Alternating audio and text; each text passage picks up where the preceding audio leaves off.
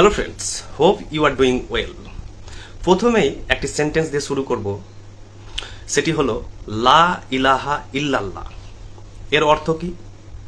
এটি কোরআনের বিখ্যাত একটি আয়াত। এর অর্থ হলো যে there is no God but Allah, অর্থাৎ সেখানে আল্লাহ ছাড়া আর কোনো গড বা দেবদেবী বা অন্য কোনো শক্তি নেই, আল্লাহ ব্যতীত।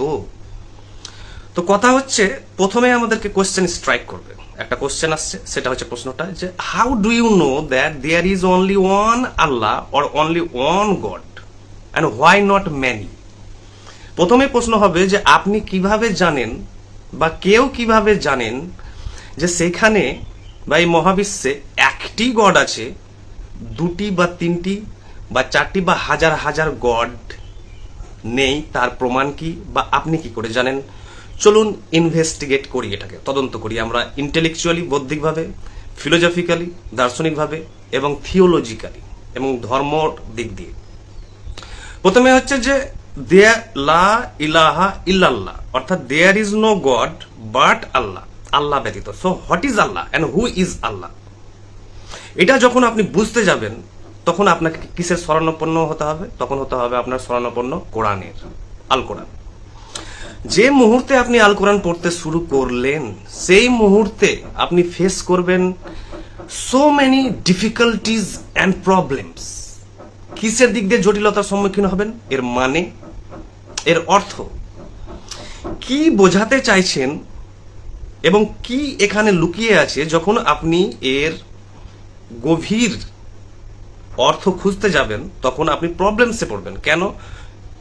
কারণ আমরা একটু পরেই আলোচনা করব। তার আগে প্রথম বাক্যটিকে আমরা একটু ডিল করব, ডিসকাস করব, আলোচনা করব যে আল্লাহ কি। আল্লাহ, আমি আগের একটি ভিডিওতে বলেছিলাম গতকাল, যে আল মানে হচ্ছে দি, অর্থাৎ ইংলিশে আর্টিকেল হচ্ছে দি, এন দির মতো দি। আর লা মানে হচ্ছে নাথিং, দি নাথিং, অর্থাৎ শূন্য, কিছুই না, শূন্য। তাহলে শূন্য, এবং আমি বেদেরও বলেছিলাম যে উপনিষদ এবং বেদের ব্রহ্মও শূন্য, এবং গৌতম বুদ্ধের শূন্যবাদেরও কথা বলেছিলাম যে সবই শূন্য। তাহলে এই শূন্য কি আমরা বলেছিলাম, এবং আরেকবার রিপিট করছি, সেটা হচ্ছে এই শূন্য হচ্ছে এসেন্স, অর্থাৎ সত্তা, যাকে ফিলোজফিতে বলা হয় নন বিং, যেখান থেকে সমস্ত কিছুর আবির্ভাব বা উন্মোচন। যেটা উন্মোচিত হচ্ছে, ম্যানিফেস্ট হচ্ছে, প্রকাশিত হচ্ছে, সেটা কিন্তু বলা হয় বিং, অর্থাৎ এই জগতের খেলা হচ্ছে নন বিং এবং বিং এর। তাহলে প্রথমে যে নন বিং, সেটা হচ্ছে সূক্ষ্ম, আর তার প্রকাশ হচ্ছে, ম্যানিফেস্টেশন হচ্ছে স্থূল, অর্থাৎ গ্রস। এই যে বৈচিত্র্যময়, নানাবিধ এবং নানান রঙের, কালারের, শেপের, আকারের আপনি মহাবিশ্ব দেখছেন, গাছপালা, পশু পাখি, এটা হচ্ছে ম্যানিফেস্টেশন। আর এই ম্যানিফেস্টেশনের কারণ কি? এসেন্স বা নন বিং, যেটাকে বলছি আমরা সাটল, আর একটি হচ্ছে গ্রস। এবার কথা হচ্ছে যে ইমানুয়েল কান্ট বলছেন যে এই যে সাটল বা সূক্ষ্ম বা এসেন্স, সত্তা বা নন বিং, একে বলছেন উনি নাও মেনান বা এ থিং ইন ইটসেলফ, অর্থাৎ কোন বস্তুর বা দ্রব্যের বা জিনিসের চালিকা শক্তি। এই চালিকা শক্তিকে উনি বলছেন কখনো জানা যাবে না, এবং এখন পর্যন্ত জানা যায়নি।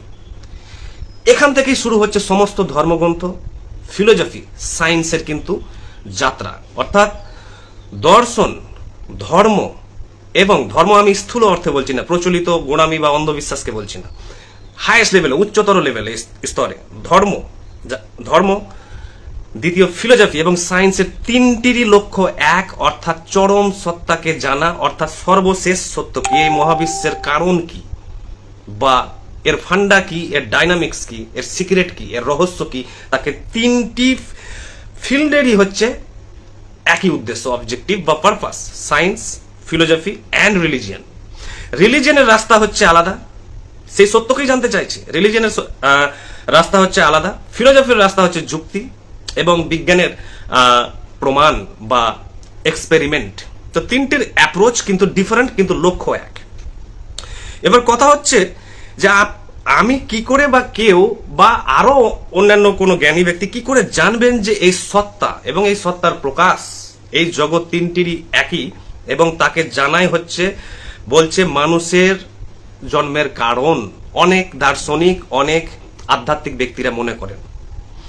এবার আসছে যে আমি যখন যে মুহূর্তে আল্লাহ ব্যাপারটি জানতে যাব কোরআনে, সেই মুহূর্তে আমি প্রথমেই বললাম যে জটিলতার সম্মুখীন হব সেটিকে বলা হয় ইংলিশ থিওরিতে হারমেনিউটিক্স বা ডিকনস্ট্রাকশন থিওরি বা রিডার্স রেসপন্স থিওরি। অর্থাৎ কিভাবে মানে করব, মানে তো ফিক্স নেই, অর্থাৎ এর তো অর্থ ফিক্স নেই, তো কিভাবে আমরা মানে করব, একটির মানে হাজারো হতে পারে। তো তাই কোরআন হচ্ছে একটি, প্রথমে জেনে নেওয়া ভালো, যেটি কোনো গদ্যের বই নয়, এটি হচ্ছে পদ্য অর্থাৎ পোয়েট্রি। এবার কেউ অবজেকশন করতে পারেন এখানে আপত্তি, যে কোরআন তো কবিতার বই নয়। ইয়েস, কোন কবিতার বই নয়? প্রচলিত কবিতার বই নয়, যেগুলো ধরুন রামশ্যাম যদু মধুরা লিখছেন, সেগুলো প্রচলিত কবিতা নয়। কিন্তু প্রত্যেকটি ধর্মগ্রন্থ হচ্ছে হাইয়েস্ট, উচ্চ মানের কবিতা, হাইয়েস্ট ফর্ম অফ পোয়েট্রি, সর্বোচ্চ কবিতা এবং এলিভেটেড কবিতা। যেমন ধরুন বেদ, উপনিষদ, রামায়ণ, মহাভারত এবং কোরআন। এবং এইগুলোকে বুঝতে গেলে আপনি যদি ডাইরেক্ট বুঝতে যান তাহলে বুঝতে পারবেন না, যা বুঝবেন ভুল বুঝবেন। অর্থাৎ আপনি কোরআনকে যদি ধরুন, এটি বই, একটি বিখ্যাত টপ বই, ইংলিশ ট্রান্সলেশন আব্দুল্লাহ ইউসুফ আলীর, ভারতীয় ইন্ডিয়ান স্কলার তিনি ছিলেন, দ্য হোলি কোরআন। আরেকটি হচ্ছে ঋগ্বেদ, এই যে ঋগ্বেদ, এই ঋগ্বেদ এবং কোরআনকে যদি কেউ ডাইরেক্ট বুঝতে যায় তাহলে সে কিছুই বুঝতে পারবে না, এবং যা বুঝবে সে ভুল বুঝবে। এখান থেকে হচ্ছে সমস্ত সমাজে ধর্মীয় অস্থিরতা, বিবাদ, কলহ, ঝগড়া থেকে, যুদ্ধ থেকে আবির্ভাবের কারণ। কেন? লেটস অ্যানালাইজ, বিশ্লেষণ করা যাক। অর্থাৎ কোরআন যখন লেখা হয়েছিল তখন ধরুন 1400-1500 বছর আগে, এবং বেদ যখন লেখা হয় প্রায় 7000, 8000 বা 10,000ও আগে।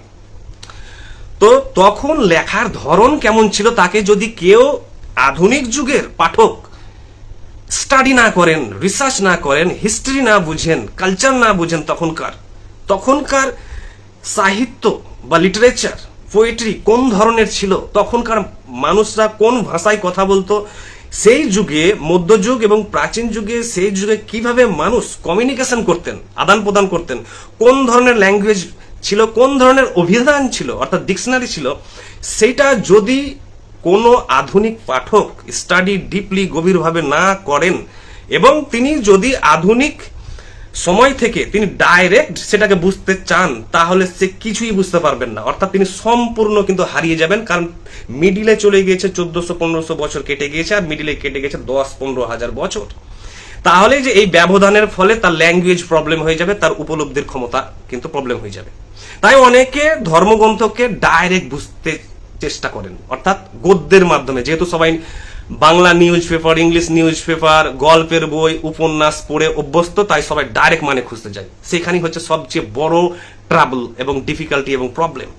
তাহলে উপায় কি? উপায় হচ্ছে যে কবিতা বোঝা। অর্থাৎ আমি বললাম এগুলো হচ্ছে সমস্ত ধর্মগ্রন্থ হচ্ছে highest elevated form of poetry, সর্বোচ্চ উৎকৃষ্ট কবিতা।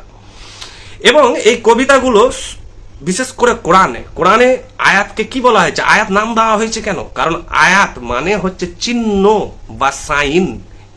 তাহলে এই সাইন বা চিহ্ন কি জিনিস, একে যদি না বুঝে কেউ, তাহলে কোরআন কিছুই বুঝতে পারবে না। এবং আমি বিলিভ করি 95% মুসলিম হোক বা হিন্দু, কোরআন বা বেদ কেউ বুঝতে পারবে না ডাইরেক্ট পড়লে। কোরআন বা বেদ পড়তে গেলে মিনিমাম ওকে 5 বছর লাগবে। আমি যেমন 12 বছর কাটিয়েছি। প্রবলেম কি? আয়াত মানে হচ্ছে চিহ্ন বা সাইন। চিহ্ন কি? ইংলিশে বলা হয় মেটাফোর, ফিগার্স অফ স্পিচে, অলংকারে। মেটাফোর মানে রূপক, সিম্বল, আবার সিম্বল মানে কি? প্রতীক, ইন্ডিকেশন, হিন্ট, ইঙ্গিত। তো কবিতা ইঙ্গিতের মাধ্যমে, চিহ্নর মাধ্যমে কিন্তু প্রকাশিত হয়েছে ক্লাসিক্যাল সমস্ত কবিতা, অর্থাৎ প্রাচীন এবং মধ্যযুগে। এবং সেই জগতের থিওরি অফ পোয়েট্রি, অর্থাৎ কবিতার যে তাত্ত্বিক জ্ঞান না থাকলে গভীর, সে কিন্তু বুঝতে পারবে না। ফর এক্সাম্পল, কোরআনকে বিশ্বাস করা হয় যে কোরআন হচ্ছে আল্লাহর বাণী, সরাসরি ওনার মেসেঞ্জারের কাছে নাজিল হয়েছে। তাহলে যদি বলা হয় রেভেলেশন, ইংলিশে বলা হয় রেভেলেশন, অর্থাৎ রিভিলড বুক, নাজিল হওয়া বুক, তাহলে আমরা নাজিল হওয়া বুক বা ডাইরেক্ট রেভেলেশন, সরাসরি এসেছে, কিভাবে পড়বো? তাহলে সরাসরি পড়বো, ডাইরেক্টলি পড়বো? প্রত্যক্ষভাবে সরাসরি পড়বো? সরাসরি যদি পড়তে যান এই ভেবে, তাহলে আপনি আবার হারিয়ে যাবেন, বুঝতে পারবেন না। তাহলে কিভাবে পড়বো? সেটা হচ্ছে ডাইরেক্ট মেথডও থাকবে এবং ইনডাইরেক্ট মেথড, যে কবিতা কি করে পড়তে হয়। কারণ একজন কবি হোক বা একজন যে কোনো জ্ঞানী ব্যক্তি, ধ্যানী, সে যেই হোক, যখনই কবিতার আকার নেয় কোনো জিনিস, তখন সেখানে 4-5টি উপাদান কিন্তু ব্যবহার হয়। আর এইখান থেকেই প্রবলেম শুরু। সেটা হচ্ছে, এক হচ্ছে রূপক ব্যবহার হবে ওখানে, মেটাফোর, সিম্বল, প্রতীক, সাইন, চিহ্ন, যেটি আয়াত বললাম, হিন্ট, ইন্ডিকেশন, ইঙ্গিত, এগুলো ব্যবহার হবে, অ্যালেগরি এবং প্যারাবল, ফেবল, এগুলো ব্যবহৃত হবে। কেন এগুলো ব্যবহৃত হচ্ছে? কারণ বলা হচ্ছে কবিতার জন্মই হয়েছে এই কারণে, কারণ মানুষ যখন, জ্ঞানী ব্যক্তিরা বাস্তব বা রিয়ালিটিকে দেখেন এবং তাকে যখন সেই বাস্তব বা সত্যকে ব্যক্ত করতে যান, প্রকাশ করতে যান, তখন সেই বাস্তবতাকে এক্স্যাক্টলি 100% ভাষায় কিন্তু ক্যাপচার করতে পারে না, ল্যাঙ্গুয়েজে পারেন না, এবং ভাষার মাধ্যমে সেগুলোকে প্রকাশ করা যায় না বলেই তখন কি হয়, শব্দের অভাব হয়ে যায়, অর্থাৎ অভিধানও অপর্যাপ্ত হয়ে যায়, ইনঅ্যাডিকুয়েট। তখন কবিরা কিসের সাহায্য নেন বা বড় বড় জ্ঞানী যোগীরা কিসের সাহায্য নেন? তখন নয় রূপকের, সিম্বলের মাধ্যমে বোঝাতে চান সেই রিয়েলিটিকে, জাস্ট ইঙ্গিত দিতে চান। যেমন ফর এক্সাম্পল একটা আপনাকে উদাহরণ দিই, যে কোরআনের একটি আয়াতে আছে, Allah is holding the sky so that the sky does not fall down on earth. অর্থাৎ আল্লাহ আকাশকে ধরে আছেন যাতে আকাশ পৃথিবীর ওপরে না পড়ে যায়। এবার কেউ যখন সরাসরি পড়তে যাচ্ছেন, কারণ তিনি তো জানেন যে কোরআন হচ্ছে নাজিল বুক, অর্থাৎ রেভেলেশন, এখানে তো কোনো গভীর অর্থ নেই বা এখানে কোনো তো দর্শন নেই বা মিস্টিক্যাল উপলব্ধি নেই, সাইকোলজিক্যাল ব্যাপার নেই, তাহলে আমি ডাইরেক্ট পড়বো, ডাইরেক্ট বুঝে নেবো। এখান থেকে শুরু হচ্ছে সমস্ত নাস্তিকের জন্ম এবার, এবং সমস্ত অজ্ঞেয়বাদী, সন্দেহবাদীর জন্ম, এবং সমস্ত সমালোচকের জন্ম। তিনি বলছেন কি করে আল্লাহ কি তাহলে মানুষ যে একজন আকাশ ধরে আছেন? না, এটাই হচ্ছে কবিতার ধরন, যে এটা রূপকীয় অর্থে ব্যবহৃত হয়েছে, অর্থাৎ সিম্বলিক্যালি, মেটাফরিক্যালি, অর্থাৎ রূপক। সো রূপক কিন্তু আক্ষরিক জিনিস নয়, লিটারাল নয়, অর্থাৎ আক্ষরিক অর্থে বোঝানো হয়নি। তাই আপনি যখন এটাকে বুঝতে যাবেন, তখন বোঝানো হচ্ছে যে পার্সোনাল প্রোনাউন, অর্থাৎ সর্বনাম পদের হচ্ছে এবার সমস্যা, অর্থাৎ আল্লাহকে বলা হচ্ছে হি। আর আমরা জানি ইংলিশে শিখছি হি মানে তো সে, পুরুষ মানুষ। তখনই আমরা আল্লাহ বা ব্রহ্ম বা সত্তা কে আমরা ধরে নিচ্ছি, সেই এসেন্সকে, যে সে হয়তো কোনো পুরুষ মানুষ, এবং সে পুরুষ মানুষ হওয়ার ফলে সে এগুলো হয়তো করছে নিজের খেয়ালে। না, এটা যেহেতু পোয়েট্রি, আর যেহেতু সর্বনাম পদ ব্যবহার করা হয়েছে, পার্সোনাল প্রোনাউন্স, সেহেতু সমস্ত কনফিউশন এবং ডিফিকাল্টিস, প্রবলেমসের এবার আবির্ভাবের শুরু। এবং সবাই ভাবতে শুরু করলেন যে যার খুশি ভাবে, যে কেউ ভাবছেন আল্লাহ হয়তো একজন গড, কেউ ভাবছেন একজন দ্রব্য, কেউ ভাবছেন বস্তু, কেউ ভাবছেন একটা অসীম কিছু বা এইরকম। কিন্তু এগুলোর কোনো কিছুই নয়, কারণ একটি কোরআনে আয়াতে বলা হচ্ছে দেয়ার ইজ নাথিং লাইক আল্লাহ, অর্থাৎ আল্লাহর মতো কোনো কিছুই নয়। এই পার্থিব জগতে যা কিছু দেখছেন, ম্যাটেরিয়াল ম্যানিফেস্টেশন, এগুলোর কোনোটারই মতো নয়, তার জন্য রূপকীয় অর্থে ব্যবহার করা হচ্ছে। তাহলে যে সরাসরি কোরআন পড়তে যাবে সে কিন্তু ভুল বুঝবে।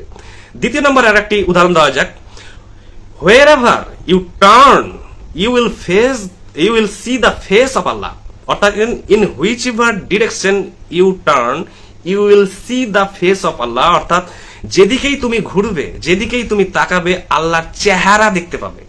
চেহারা মানে ফেস। এবার কেউ বলছে ও আল্লাহ হ্যাজ এ ফেস, তাহলে আল্লাহ কি মানুষ? তাহলে কি তিনি প্রাণী বা জীব?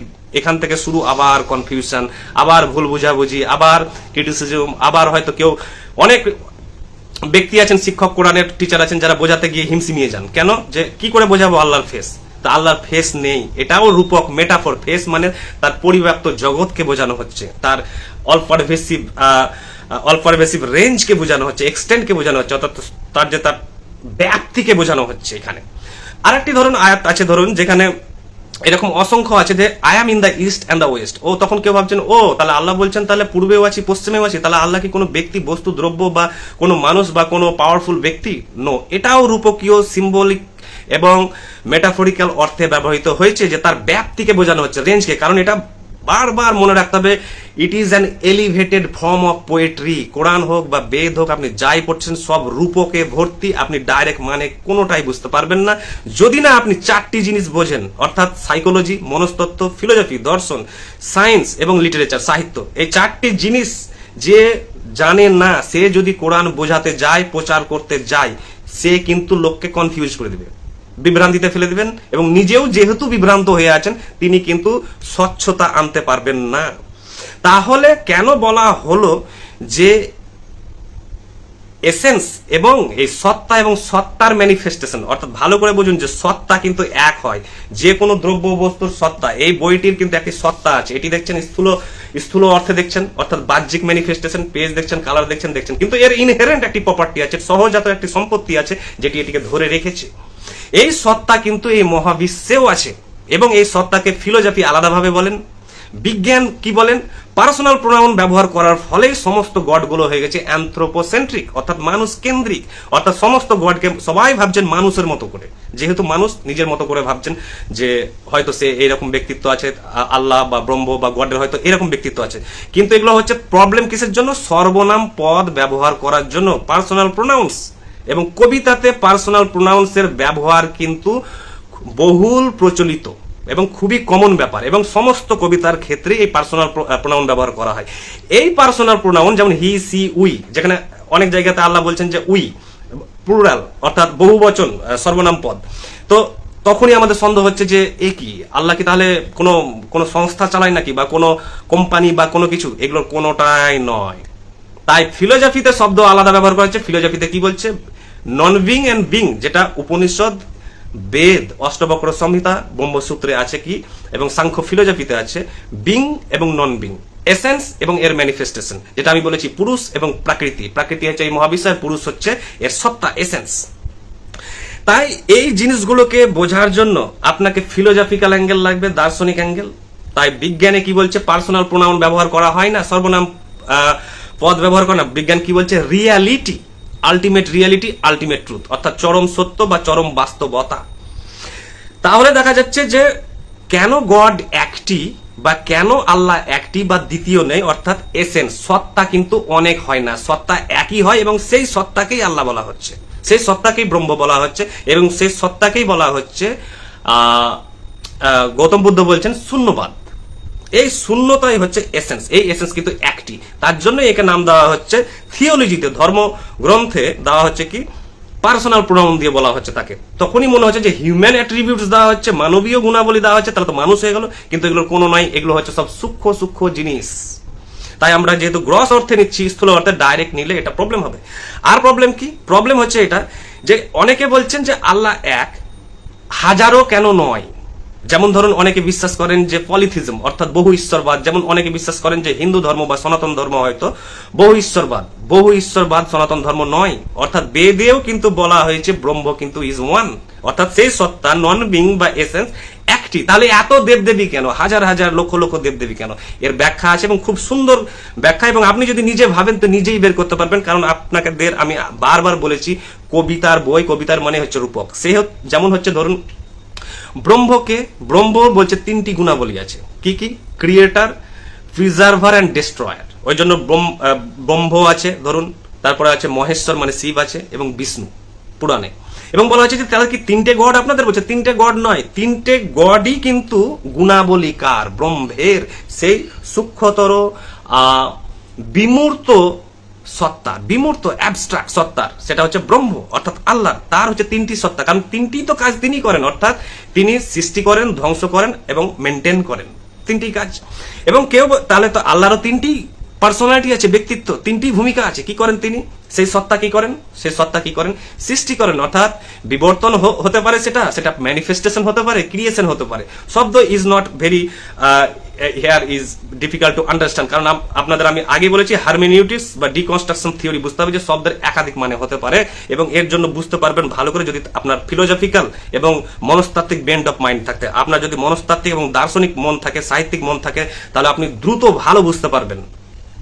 এবং এই সত্তা তিনটি, তাহলে পার্সোনালিটি আমরা অ্যাট্রিবিউটস দেখতে পাচ্ছি, ব্রহ্ম এবং ধরুন শিব এবং হচ্ছে বিষ্ণু, তিনটি কিন্তু আল্লাহর মধ্যে আছে, তিনটি রোল প্লে করেন তিনি। এবার তার সঙ্গে কেউ বলছে তাহলে সরস্বতী কোথা থেকে এলো? বেদে কিন্তু সরস্বতীর কথা বলা হয়েছে, কিন্তু কোনো দেবদেবীর কথা বলা হয়নি যে এগুলোর ধরুন আইডল আছে, মূর্তি আছে, বা এই আছে এই আছে, এগুলো না। এগুলো পরবর্তীকালে, অর্থাৎ বৈদিক পরবর্তী সময়ে এগুলোর কিন্তু আবির্ভাব হয়েছে। এগুলো আগে বিমূর্ত আকারে ছিল, সব বিমূর্ত মানে অ্যাবস্ট্রাক্ট, যার কোনো ফর্ম ছিল না। তাহলে সরস্বতী কি? সরস্বতীর পুজো হয়, তো বলছে হতেই পারে। কেন?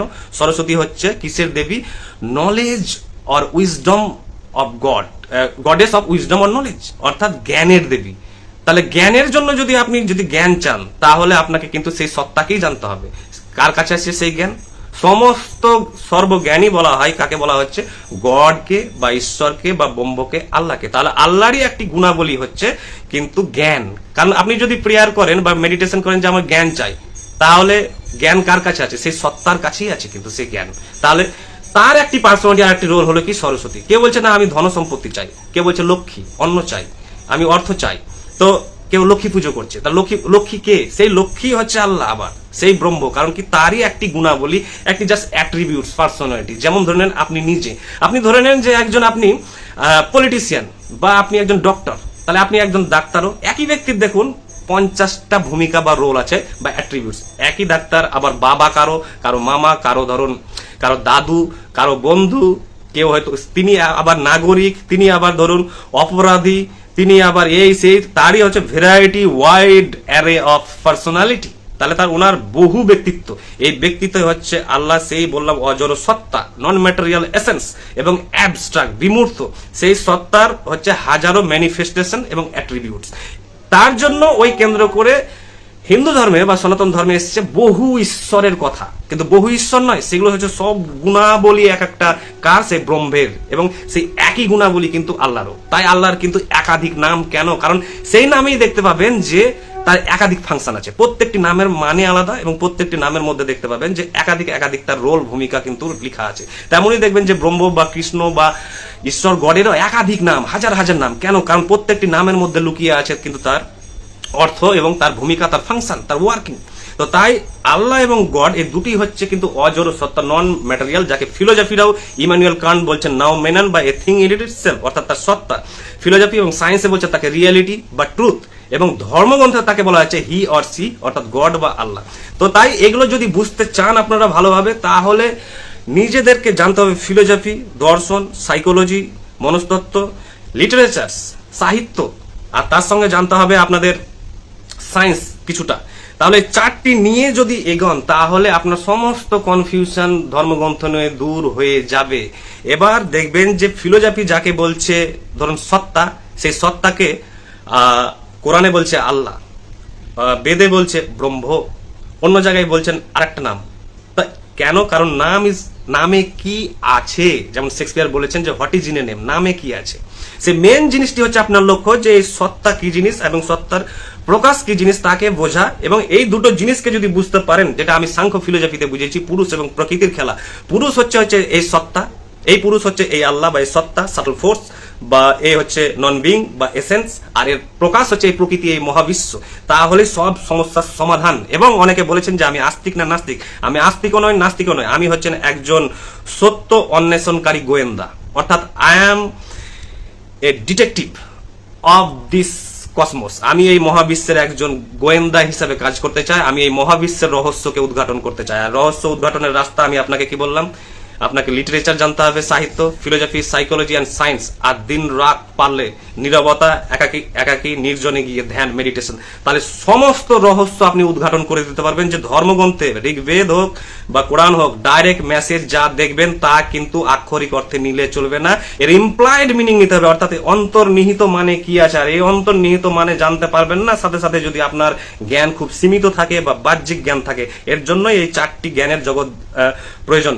এই জিনিসগুলোকে বোঝে না মানুষ, বলেই চারিদিকে ধর্ম নিয়ে সব উন্মাদ, ধর্ম নিয়ে বিভাজন, কলহ, দাঙ্গা, সাম্প্রদায়িক অস্থিরতা। কারা করেছেন? কারণ ধর্মীয় প্রচারকরা কারা? বিভিন্ন ধর্মের প্রতিনিধি যারা, তাদের কিন্তু শিক্ষা খুব সীমিত এবং সংকীর্ণ। তারা এই জগৎ সম্পর্কে জানেন না, কিন্তু তারাই 99% লোক কিন্তু এই ধর্ম প্রচার করেন বলে মানুষ কিছু বুঝতে পারছে না। সব মানুষই হচ্ছে কনফিউজ। Thank you.